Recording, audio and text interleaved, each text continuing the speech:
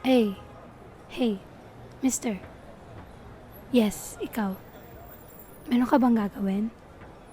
Do you have anything to do or place to go? Kasi kailangan kita makausap.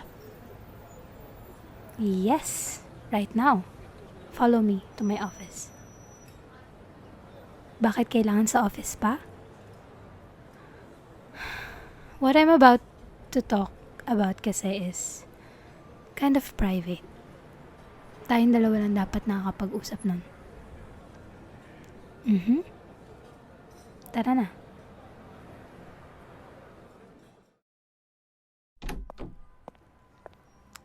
Pwede kang maupo kahit saan mo gusto.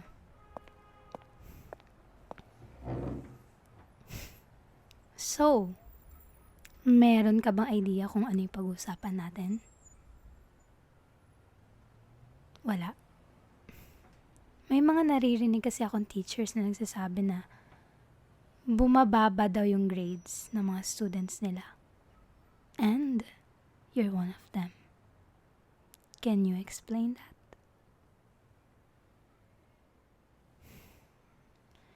You've been one of the most hardworking students I had in years. May problema ba? Sa bahay, classmates, or any other reasons? Or baka naman dahil sa influence ng mga barkada mo? You're struggling? That's it? Is that all? Pwede ka namang humingi ng tulong sa mga teachers. Especially sa akin. Alam mo, tutulungan kita kahit anong mangyari, right? Nahihiya ka na? Bakit naman? Kasi lagi ako nandito kapag kailangan mo ng tulong. Let's not talk about that for now. I just wanna let you know na I will always be here kung kailangan mo ng tulong. I still have another question I'd like to ask. Napapansin ko, you've been avoiding me these past few days. Hindi ka na tumatambay dito sa office ko eh. Alam mo ba, ang lonely kapag wala ka dito. Pag hindi ka dumadalaw dito. Dahil din ba sa grades mo kaya hindi ka tumatambay dito? Di ka sumasagot. Alam mo, pwede ka pumunta dito, 'di ba? During lunch or after school hours. Tutulungan naman kita sa studies mo. Bakit ko to ginagawa? Hindi ka pa ba nakakalata? Let's just say I like you. Pero not as my student.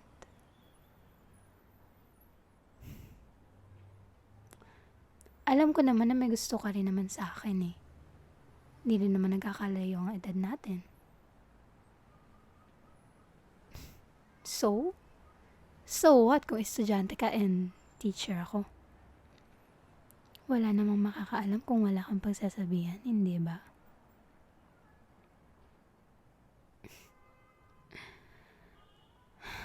Hindi ako yung klase ng tao na nag-aaksaya ng oras sa isang bagay na wala lang sa akin.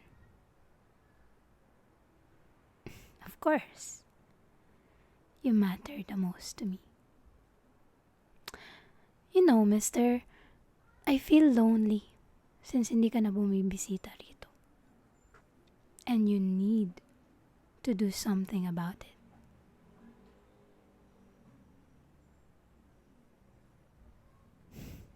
Don't act like you don't know what I mean.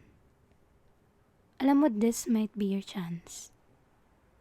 Walang makakarinig sa atin dito. And nakalak na rin yung pinto. Ako? pinagtitripan ka? Eh, paano kung...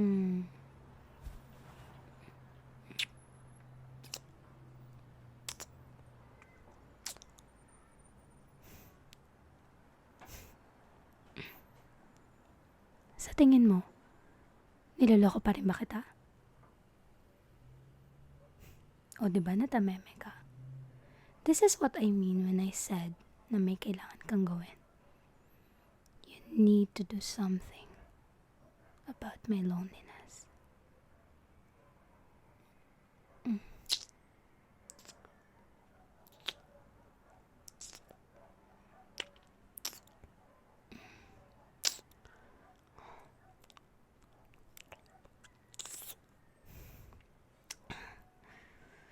You're such a good kisser.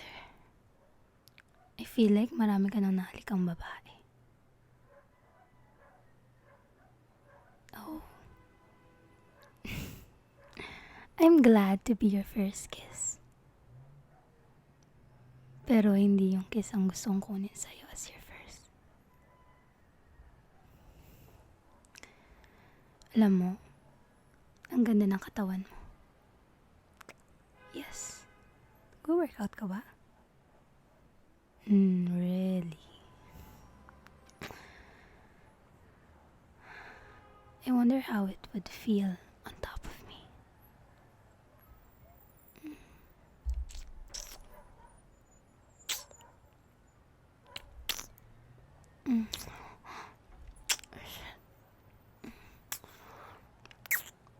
Watch where your hands are going, mister. Alam mo, you're too good at this. Sa ganyang edad.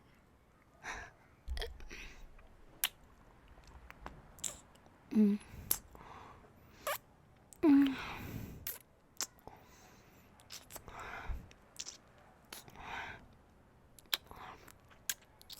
look so gorgeous. Tulak lang kita, ha? Bilisan na lang natin, baka